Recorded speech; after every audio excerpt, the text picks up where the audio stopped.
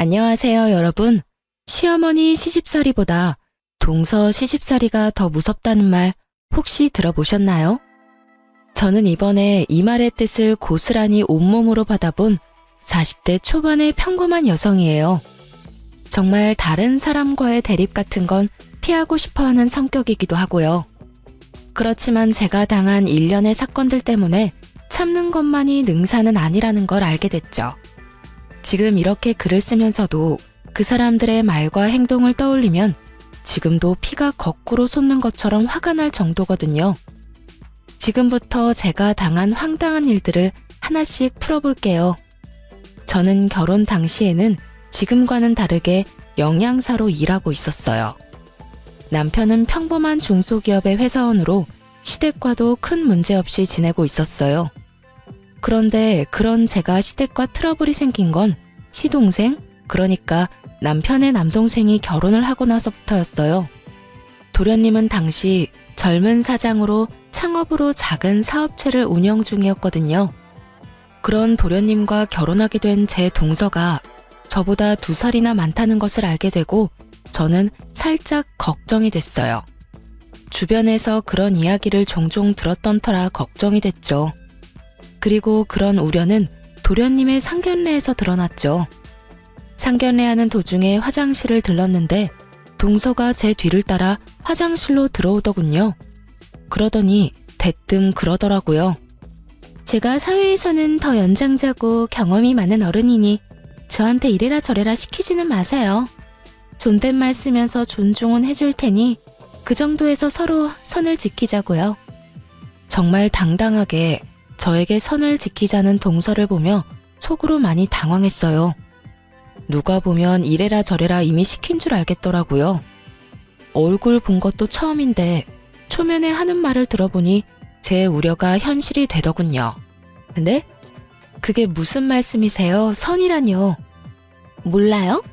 적당하게 하자는 말이에요.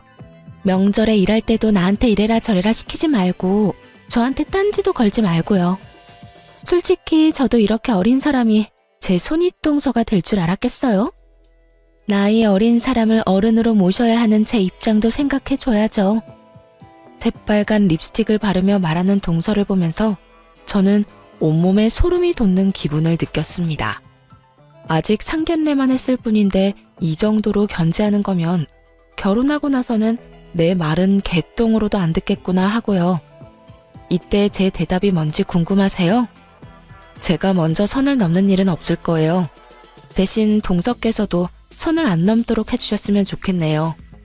서로가 선을 지키면 얼굴 붉힐 리도 없잖아요. 그렇죠?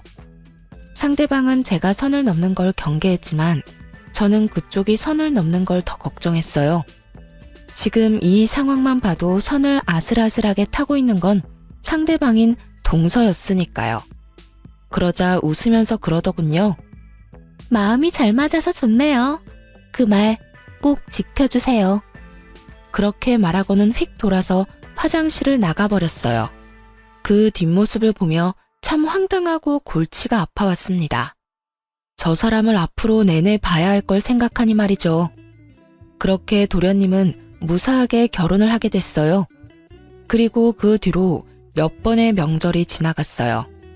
생각보다 서로 선을 잘 지키고 있어서인지 제가 아이를 낳을 때까지 저를 견제하는 일은 없었어요. 그런데 아주 사소한 것에서부터 일이 틀어지더군요. 그것은 우리 아들이 3살이 될 무렵에 설날에 일어났어요. 설이 되면 어른들에게 용돈을 드리잖아요. 저희는 양가에 각각 50만 원씩 드리기로 했어요. 그런데 동서에게서 연락이 왔더라고요. 설 준비에 대해 이것저것 이야기하다가 갑자기 동서가 묻더라고요. 형님, 이번 설에 용돈은 얼마 하시기로 했어요? 저희는 50만 원 드리려고 해요.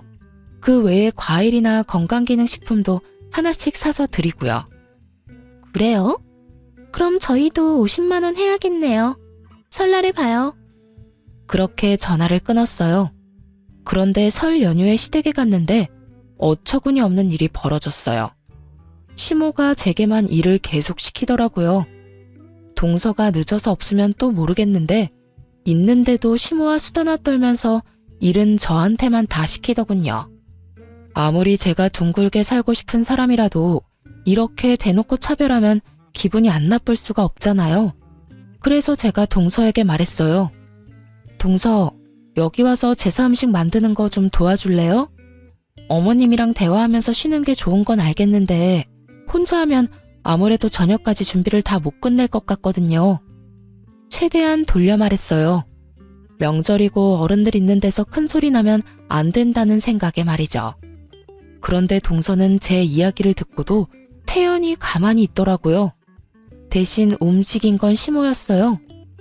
아무리 아랫동서래도 너보다 나이도 많은 사람한테 이래라 저래라 하는 건 너무한 거 아니니?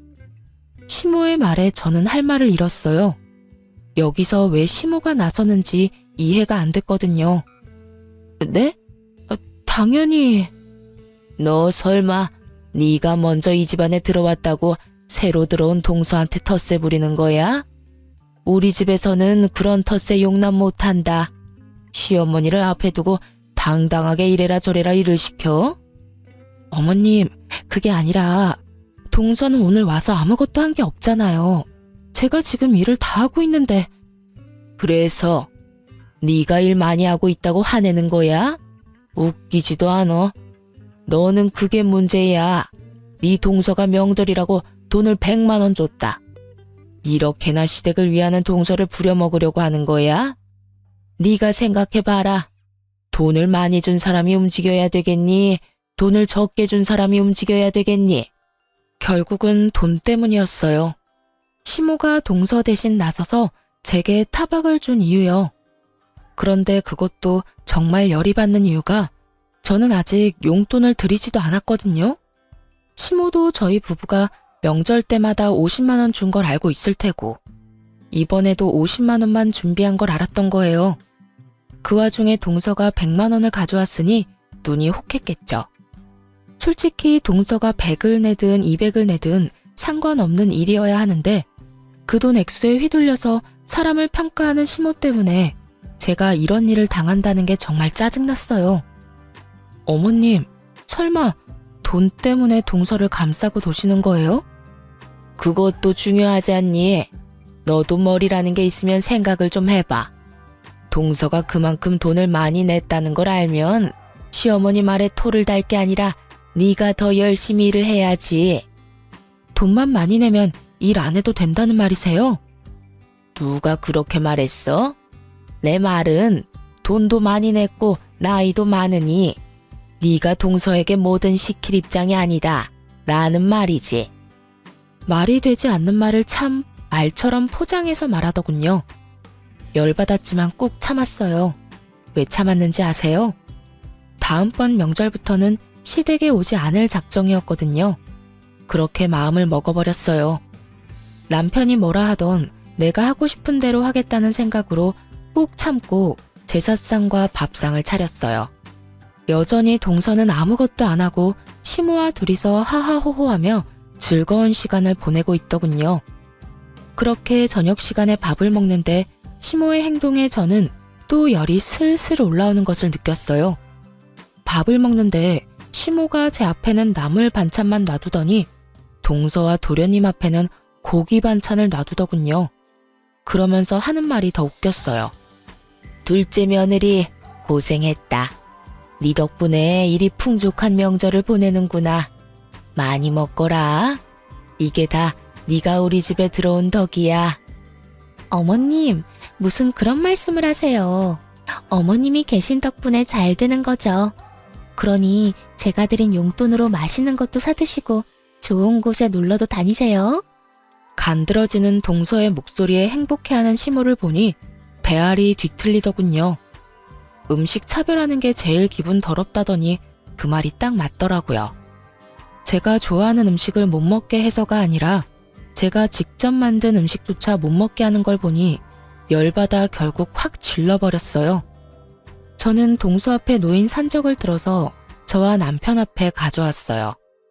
그러자 시모가 눈을 동그랗게 뜨고 저를 쳐다보며 말하더군요. 예, 그걸 왜 그쪽으로 가져가? 제가 만들었는데 맛도 못 보나요? 그리고 고생은 제가 다 했는데 포상은 다른 사람이 받는 것 같아서 제 몫은 제가 챙기기로 했어요. 그러면서 보란듯이 밥을 와구와구 흡입하기 시작했죠. 너 무슨 애가 교양이 없어? 이런 식으로 마구잡이로 가져가면 어떡하니? 네가 한 게 뭐가 있다고? 제가 한 게 뭐가 없는데요? 아니, 그럼 여기 와서 부엌에 발 한 번 안 디디고 열심히 이빨이나 까던 동서는 뭘 한 게 있어서 고기 반찬 넙죽넙죽 갖다 바쳐요? 야, 동서 없었으면 그 고기들이 여기 있었겠어? 네가 맛이라도 본 건 다 동서 탓이야. 알아들어? 그 고기도 요리해줄 사람 없으면 다 썩어 빠지는 거 모르세요? 땀 흘려가며 몇 시간 동안 고생한 사람은 뒷전이고 그저 돈만 많이 낸 동서만 아끼시는 거 보니까 다음부터는 저도 돈 낼 테니까 사서 먹는 게 제일 낫겠네요. 오래 적어도 형님이라고 어디서 못된 맏며느리 행세야? 네가 맏며느리라도 맏며느리 같은 일을 했어야 칭찬을 하든 말든 할 거 아니야? 할 수 있는 거라고는 요리하는 것밖에 없는 주제에 어디서 말대꾸야? 그러니까 요리는 전문가한테 맡기세요. 저 하나한테 다 시켜먹지 마시고요. 열받은 저는 그 자리에서 일어나 바로 부엌으로 갔어요. 다들 제가 화나서 감정을 식히러 간 거라고 생각한 듯 하더군요. 저는 전혀 그럴 생각은 없었어요. 화는 이미 나 있었고 열받아서 제가 만든 음식 앞에 소금통을 들고 섰어요. 그리고 음식들 위로 소금을 완전 쏟아부어 버렸죠. 그리고 그 다음에는 설탕도 열심히 쏟아부었어요. 열심히 제사 준비했는데 돌아온 게 이런 멸시라니. 해놓고 인정도 못 받을 거 왜 했나 싶었어요. 그래서 제가 한 음식 싹 다 망쳐버렸죠. 그리고 나와서 남편에게 말했어요. 어머님 용돈으로 드릴 돈 어디 있어? 여기. 남편이 돈이 든 봉투를 제게 줬어요. 저는 그걸 챙겨서 제 가방에 넣고 시댁 현관으로 갔어요. 시모가 그것을 보고 있다가 부랴부랴 따라 나오더라고요. 너 그 돈 우리한테 주려고 한 돈 아니냐? 그걸 왜 네가 갖고 가? 혼자서 일하고 밥도 제대로 못 먹었는데 제가 왜 어머님한테 용돈을 드려요? 맘 같아선 일당이라도 달라고 말씀드리고 싶지만 그럴 수 없으니 저희가 어머님한테 드리려던 돈 일당으로 생각하고 제가 가져갈게요. 어차피 동서에게 100만 원 받아서 저희가 주는 돈은 필요도 없으시잖아요. 너 아까 내가 그런 말 했다고 지금 시어머니를 핍박하는 거니? 세상 말세다 말세야. 어디 며느리가 시어머니한테 이딴 짓을 해? 요즘 세상에 바보로 사람 차별하는 시어머니가 계실 줄 저도 상상 못했네요. 그리고 핍박은 제가 당했지 어머님이 당하신 건 아니죠. 앞으로는 동서랑 두 분이서 열심히 제사 준비하세요. 하하호호 즐겁게 담소 나누시면서 하시면 저 같은 며느리보다 더 잘하시겠죠. 그리고 이런 취급받으면서 매번 명절에 방문할 정도로 제가 비정상인 사람은 아니거든요. 정상인이라면 대놓고 용돈으로 차별하는 곳에 오고 싶은 마음 없을 테니까요. 그럼 안녕히 계세요. 그렇게 제 할 말만 하고 나가버렸는데 남편이 저를 뒤쫓아 나오더군요. 여보, 대체 왜 이렇게 화를 내? 우리 집에서 왜 이런 짓을 벌이냐고. 이런 짓? 당신은 내가 무슨 취급당했는지 옆에서 뻔히 보고도 그런 말을 해? 내가 무슨 짓을 했는데? 당신이 말해봐. 내가 무슨 짓을 했는데? 당신이 우리 엄마랑 재수 씨한테 일방적으로 화를 냈잖아. 당신이 본 게 그게 다야? 그럼 그 밥상 위에 올라온 요리가 내가 다 만든 거라는 건 몰랐어? 알지, 알아. 그래도 좀만 참으면 되는 걸 왜 그렇게 화를 내는 건데? 손가락 하나 까딱하지 않고 쉬던 사람들이야. 나 혼자 제사 준비에 식사 준비 다 했다고. 그런데 뻔히 내가 좋아하는 반찬 알면서 그걸 동서 앞에 놔주시는 거 못 봤냐고. 한 번은 참았어. 그런데 이건 너무 빈정상하잖아. 음식으로 어떻게 차별을 해? 이게 맞는 거야? 화를 안 낼 일이냐고. 그럼 당신이 돈을 좀 더 잘 벌지 그랬어. 뭐? 그걸 말이라고 해? 내 말이 틀려. 돈도 못 벌면 일이라도 해야지. 솔직히 동생네가 돈 더 많이 한 것도 사실이고 그러면 당신이 좀 양보해줘야 하는 거 아니야? 우리는 돈 안 내? 그리고 집마다 다 사정이 다른데 어떻게 남들 하는 만큼 다 내고 살아? 그리고 돈을 더 벌라니 나 박봉이라고 지금 무시하는 거야? 무시하는 게 아니라 그게 사실이잖아. 당신이 돈만 좀 더 잘 벌었어 봐. 그러면 우리도 부모님 댁에서 이렇게까지 수모 당할 일도 없었겠지. 당신도 진짜 돈 때문에 내가 이런 취급당하는 게 당연하다고 생각하는 거야? 당신도 단단히 미쳤네. 됐어. 나 이제 시댁에 안 와. 당신이나 오던가 마음대로 해. 남편의 말에 배신감을 크게 느꼈어요. 저라고 하고 싶은 말이 없었겠어요? 도련님네 사업하며 동서는 일도 안 하며 편하게 도련님 돈 쓰면서 생색은 다 내고 다녔거든요. 남편에게 너는 왜 그만큼 못 버냐고 말하고 싶었지만 남편 생각해서 참았던 거예요. 솔직히 이날 제가 느낀 감정은 이 집에 내 편은 아무도 없구나였어요. 결국 남편과도 싸운 저는 바로 친정으로 향했어요. 그런데 그날 저녁에 동서가 전화를 했더군요. 형님, 도대체 음식에 무슨 짓을 한 거야? 도저히 사람 먹을 수가 없잖아. 먹지 말라고 그렇게 해놓은 건데 잘 됐네요. 앞으로는 음식 드시고 싶으시면 직접 요리해서 드세요. 저한테 전화 와서 뭐라 하지 마시고요. 결국 그렇게 전화를 끊고 그 뒤로 진짜 명절에 가지 않았어요. 남편이 저를 박봉의 쓸모없는 여자로 생각한다는 걸 알았을 때 이혼을 고려했지만 그때는 이미 뱃속에 둘째가 들어있더군요. 그래서 그때 한 가지 결심했죠. 딱 한 번만 더 저를 폭발하게 만들면 뒤도 안 돌아보고 이혼해 버릴 거라고요. 2년간 시댁의 발길을 끊었더니 그제야 시모가 연락이 왔더군요. 앞으로 그런 일 없을 테니 제사 지내러 오라고요. 무슨 조상님들 벨낯이 어쩌고 말은 거창하게 하는데 딱 봐도 동서의 요리 솜씨가 별로였던 모양이었어요. 시부모가 생각보다 입맛이 까다롭거든요. 결국 동서까지 전화해서 미안했다고 돌아오라는 말을 듣고 3년째부터 명절에 다시 가게 됐어요. 용서했다기보다는 이때쯤에는 제게도 변수가 생겼거든요.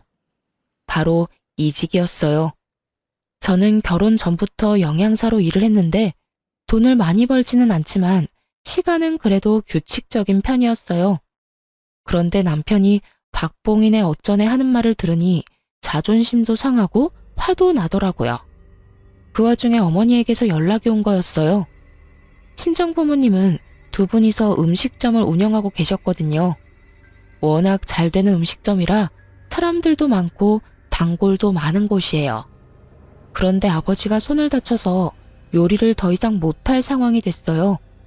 낫는 데까지는 시간이 한참 걸리고 그 사이에 괜찮은 사람 찾는 것도 힘들고 그래서 어머니가 저한테 전화를 하셨더라고요. 혹시 이쪽에서 일해볼 생각 없냐고 말이죠. 처음에는 애들 생각해서 시간이 좋은 영양사로 남을까 싶었는데 괜히 오기가 생기더라고요. 애들을 시댁에 맡기는 한이 있더라도 돈을 좀 많이 벌어봐야겠다는 생각이요. 어머니가 수익은 벌어들인 수입에 따라 나눈다고 하셨던 게 사실 가장 큰 이직 이유였어요.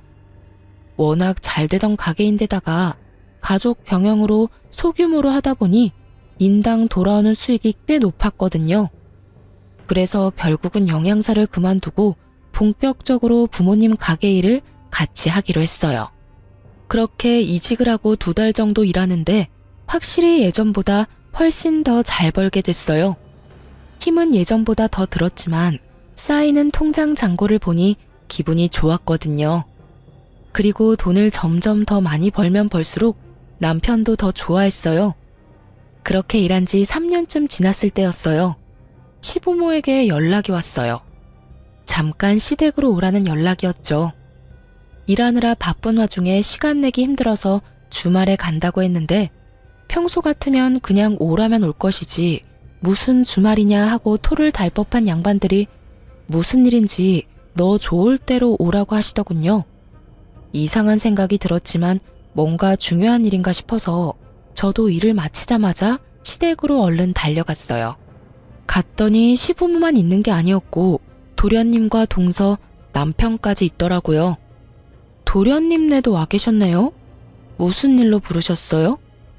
내 긴 말 안 하마. 네 시동생 얼마 전에 같이 일하던 동업자한테 사기당했어. 그놈이 아들이 벌어놓은 사업 자금을 몽땅 다 들고 날랐다지 뭐니? 그래서 지금 파산 직전까지 왔어. 내 첫째한테 들어보니 네 가게가 그렇게 장사가 잘 된다며? 네가 우리 둘째 아들 거기서 일하도록 해줄 수 없겠니? 가족 좋다는 게 뭐니? 이럴 때 돕고 사는 거지. 안 그러냐? 자기 편할 때만 가족이라고 말하는 시모를 보니 정말 안이 꽂고 열받았지만 참았어요. 그런데 그때 도련님이 제게 말하더군요. 형수, 제발 저 좀 살려줘요.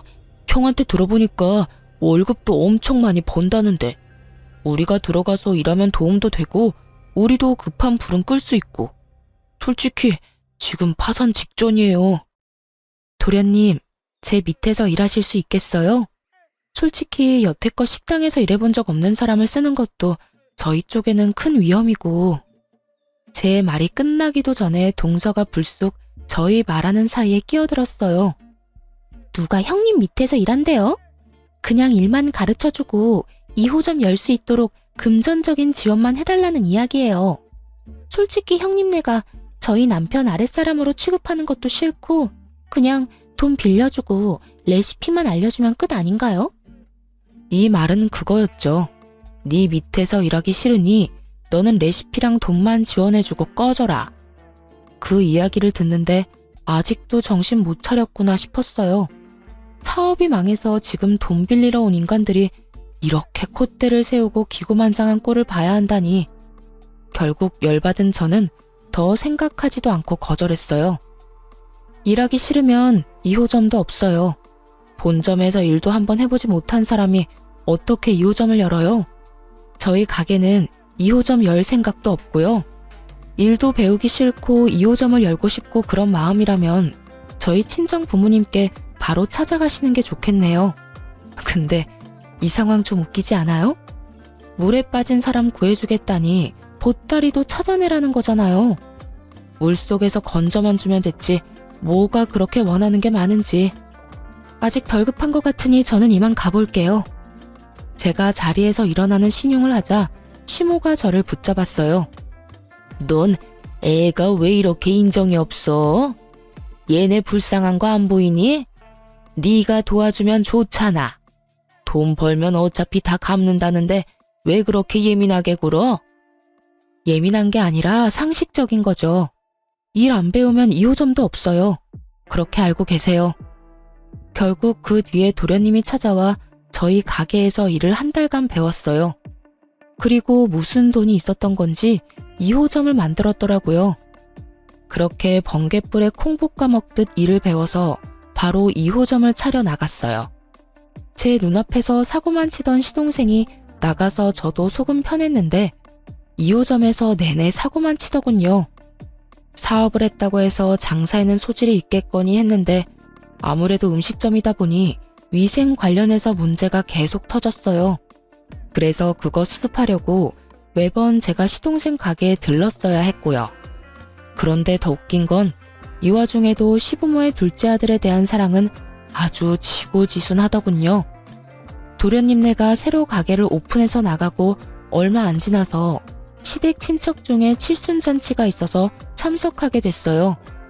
제가 화장실에 갔다가 사람이 너무 많아서 그냥 돌아오는데 친척들 이야기하는 게 들리더라고요. 아유, 그 집은 좋겠어요.